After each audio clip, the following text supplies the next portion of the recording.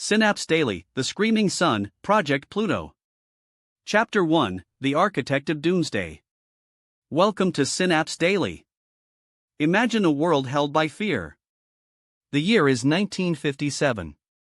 The Cold War is freezing. Moscow and Washington are locked in combat. Neither side can blink. Both sides need the ultimate edge. They need a weapon of finality. Enter the Lawrence Radiation Laboratory. Scientists there had a dark vision. They wanted a missile with infinite range. They called it the Flying Crowbar. This wasn't just another rocket. This was a nuclear-powered predator.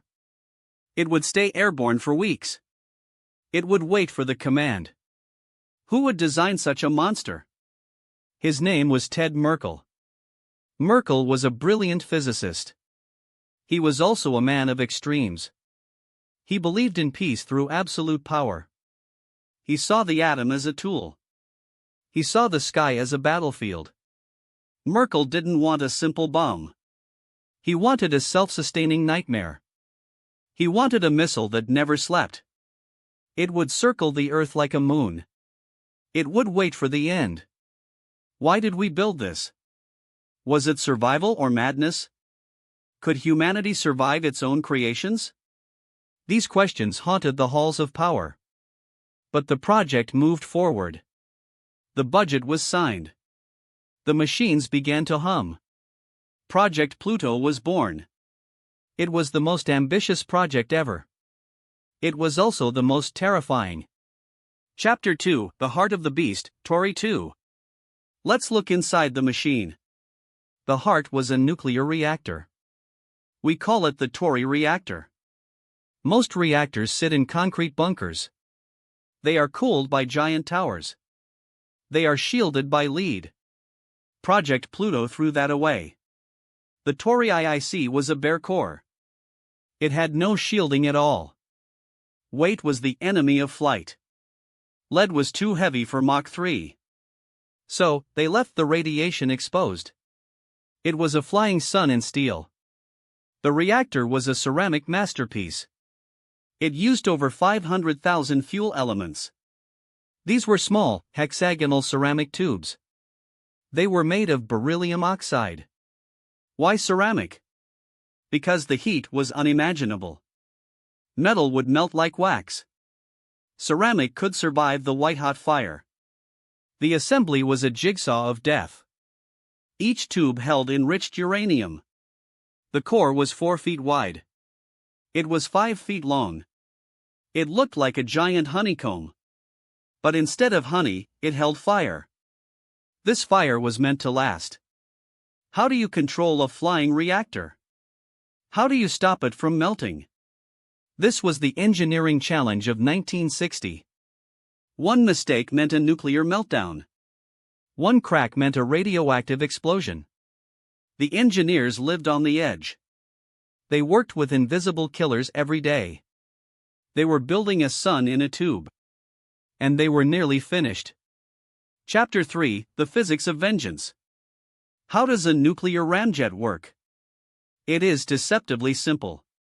It is also incredibly violent. A ramjet has no moving parts. No turbines. No fans. No pistons. It relies on speed. The missile is launched by boosters. It reaches supersonic speeds. Then, the intake opens wide. It gulps down the atmosphere. The air is compressed by speed. It enters the Tory reactor core. Inside, the air hits the ceramics. The temperature is 2,500 degrees Fahrenheit. The air expands instantly. It becomes a high-pressure plasma. This plasma screams out the exhaust. This creates massive thrust. Pluto was designed for low flight. It stayed below 1,000 feet. This was to avoid enemy radar. But the air is thick there. Flying Mach 3 at 1,000 feet is war. The air becomes like a wall. The friction generates incredible heat. The missile glows red in the sky. Imagine the sound of this engine. It is not a roar. It is a continuous explosion. It is 150 decibels of pure terror. The shockwave breaks every window below.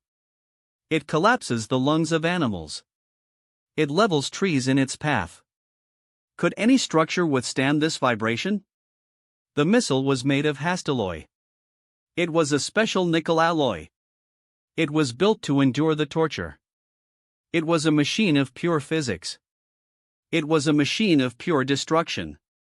Chapter 4: The Triple Threat Philosophy. Most missiles carry a single warhead. They hit a city and stop. Project Pluto was different. It was a multipurpose destroyer. It had 3 distinct ways to kill. First, the primary payload. It carried 16 hydrogen bombs. These were the ejection tubes. As it flew, it dropped them. It would fly over 16 cities. Each city would vanish in fire. 1 missile. 16 targets. Second, the radiation trail. The reactor was unshielded. The air touched the bare fuel. This air became highly radioactive. The exhaust was a stream of isotopes. Fission products fell like invisible rain. Everything the missile flew over died. The ground would be poisoned for decades. It was a dirty weapon by design. Third, the sonic boom. At Mach 3, air becomes physical. The shockwave is a kinetic weapon. It can kill without a bomb. It can level a village. It can sink a ship. When the bombs were gone, Pluto didn't stop. It would circle the enemy country. It would loiter for days. It would keep poisoning the air. It would keep shattering the buildings. Finally, it would crash. It would be a final radioactive bomb. Is this the most illegal weapon? It violated every rule of war. It left no survivors. It left no habitable land.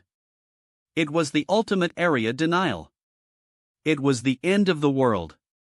Chapter 5: The Kingdom of Jackass Flats. Where do you test a monster? You go to the Nevada desert. Specifically, a place called Jackass Flats. This was Area 401. It was a desolate, dry wasteland. It became the most dangerous laboratory on Earth. The engineers built a massive bunker. The walls were 6 feet of concrete. They needed protection from their own creation. The Tory-IIC reactor was not just hot. It was a fountain of gamma rays. No human could stand near it. They built a specialized railway system. It was 25 miles of heavy track. A remote-controlled locomotive moved the engine. They called this area Disneyland. But there were no rides here. Only the threat of a meltdown. The infrastructure was insane. They needed air to simulate flight. Millions of cubic feet of compressed air. They built 25 miles of steel pipes. They stored 1.2 million pounds of air. This air was pressurized to 3,600 psi. When the valves opened, it was violent. The air hissed like 1,000 vipers. It fed the hungry mouth of the ramjet. The desert floor would shake. The dust would rise for miles. This was the stage for Pluto. The Kingdom of the Screaming Sun. Chapter 6: The Tory-IIC Fire Test. May 14, 1961. The day of the first fire. The Tory-IIC sat on its railcar. It was tethered to the air supply. The control room was miles away. The countdown began. The atmosphere was electric. The engineers held their breath. Would the ceramics shatter? Would the core explode? The valves screamed open.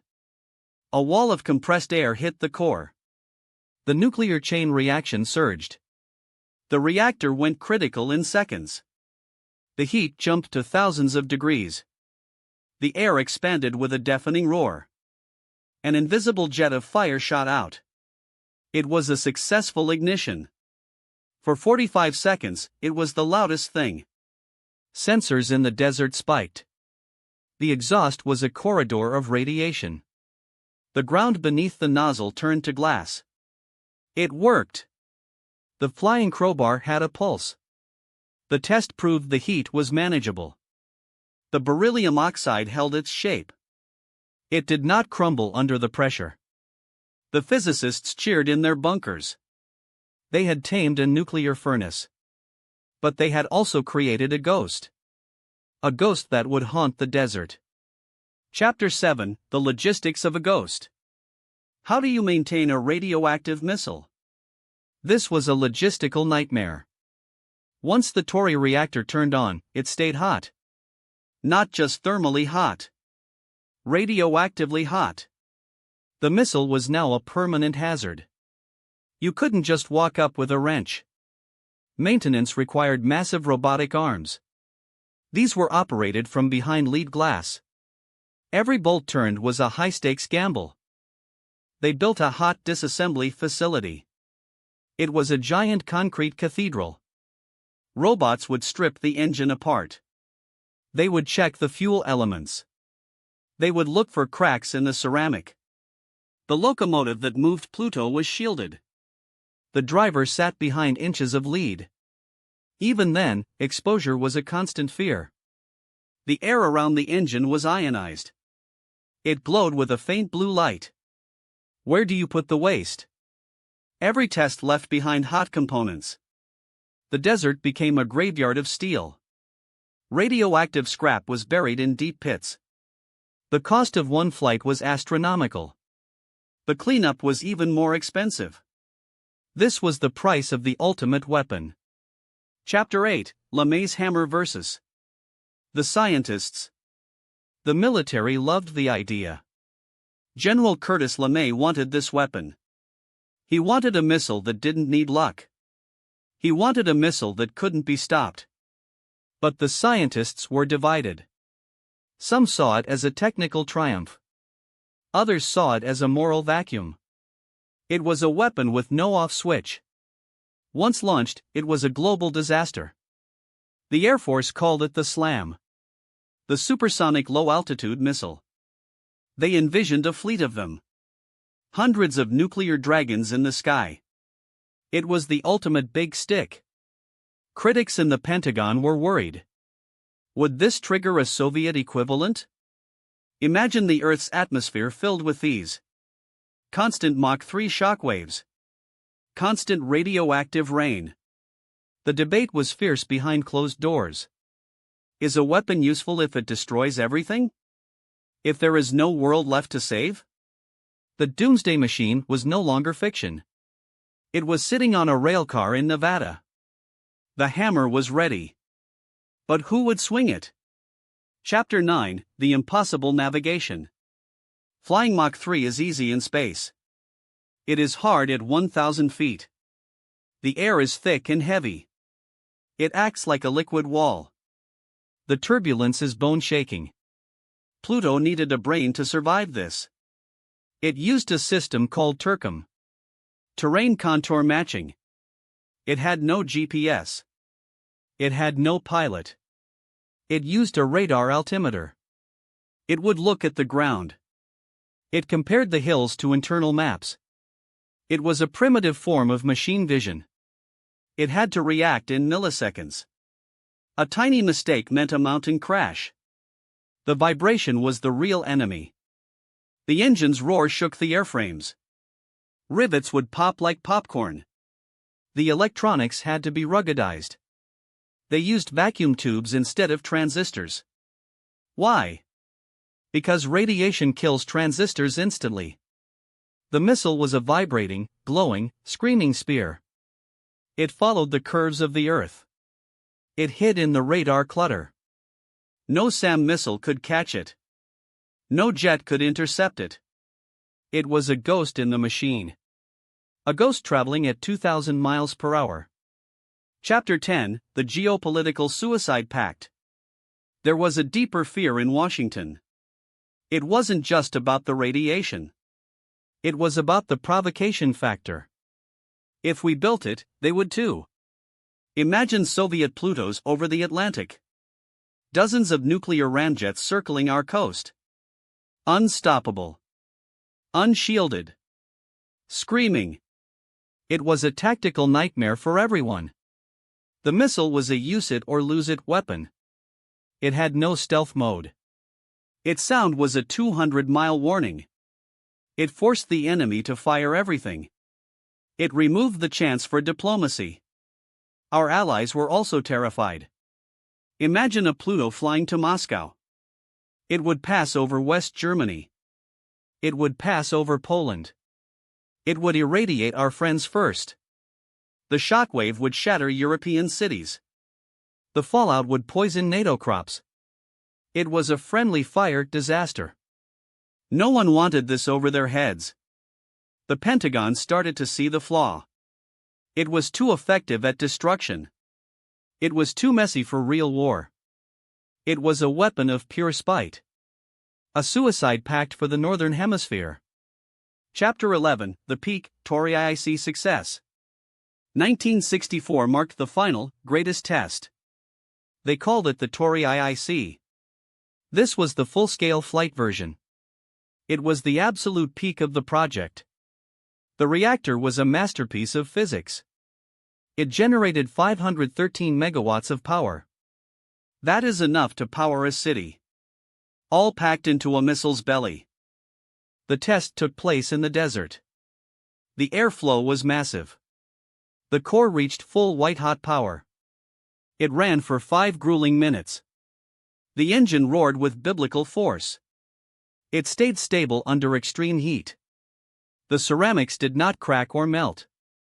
It was a total engineering triumph. The scientists had done the impossible. They made a nuclear engine fly. On paper, Pluto was now ready. The flying Crowbar was a reality. It could fly to Moscow tomorrow. But the victory was hollow. The celebration in the bunker was quiet. They knew the world had changed. The project was too successful for comfort. The monster was finally awake. Chapter 12, The Death of the Crowbar. On July 1, 1964, the axe fell. The Pentagon issued a short memo. Project Pluto was dead. Just like that. 7 years of work vanished. Why stop when it finally worked? The answer was the ICBM. Intercontinental ballistic missiles were the future. They were faster. They were cheaper. An ICBM reaches space in minutes.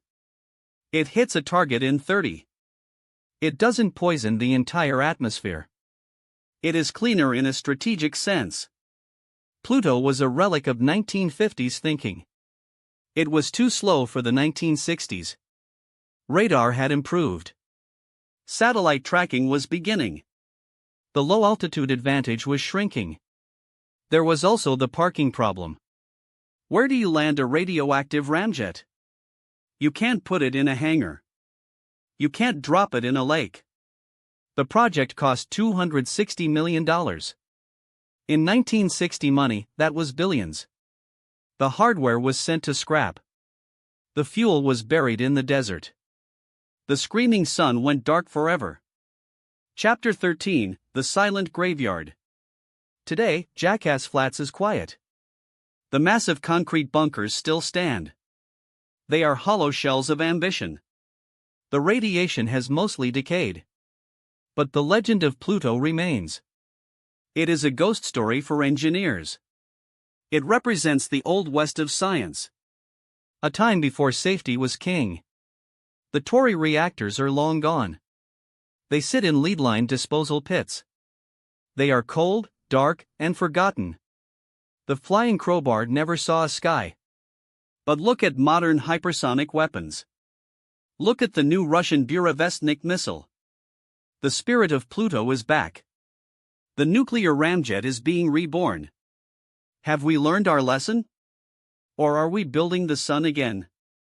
The past is a warning. The screaming sun is patient. It waits for another era of madness. Chapter 14, The Russian Rebirth, The Ghost Returns. You might think Project Pluto is a dead relic. You might think we learned our lesson in 1964. You would be wrong. History has a terrifying way of repeating itself. Fast forward to March 2018. Vladimir Putin stands before a screen. He shows a video of a new weapon. The West calls it the Skyfall. Russia calls it the Burevestnik 9M730. It is the direct descendant of Project Pluto. It is a nuclear-powered cruise missile. The nightmare is back. The same engineering problems. The same radioactive exhaust. The same infinite range.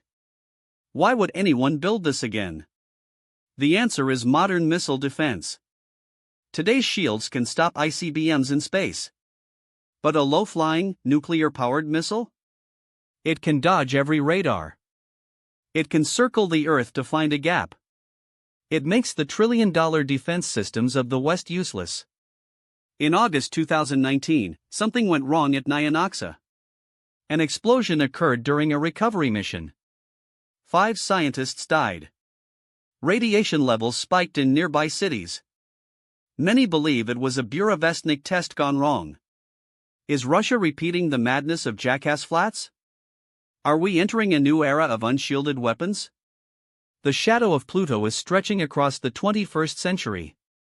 The screaming sun is no longer a ghost. It is a modern reality. It is a warning that we have forgotten the risks of the past. Chapter 15, The Final Philosophical Descent, The Sun in a Bottle. We have reached the end of our journey into the dark heart of Project Pluto. What does this project tell us about ourselves? It tells us that humanity's reach often exceeds its wisdom. Pluto was a masterpiece of physics. It was a failure of morality. It was a weapon that viewed the entire planet as a battlefield. It didn't just target a city. It targeted the air we breathe. It targeted the soil that feeds us.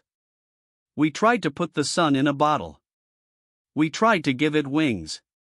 We wanted a machine that would protect us by threatening the very existence of life. This is the ultimate atomic age hubris. We built a god of destruction and realized we couldn't control its temper. Think about the engineers at Lawrence Radiation Laboratory. They were brilliant. They were patriots. They were also building a machine that would poison their own children if ever used. How do we balance national security with global survival? Project Pluto remains the most extreme example of what if? It is a reminder that some technologies are too dirty for our world. It stands as a monument to a time when we almost chose total annihilation over compromise. As you look at the silent ruins of Nevada, remember the sound. The sound of a Mach 3 reactor shattering the sky. Let it be a reminder that peace is not just the absence of war. It is the absence of such monsters. Thank you for joining us on Synapse Daily. This has been the story of the Screaming Sun. A story of fire, physics, and a weapon that was simply too dangerous to exist. Until next time, keep your eyes on the horizon, but be careful what you build.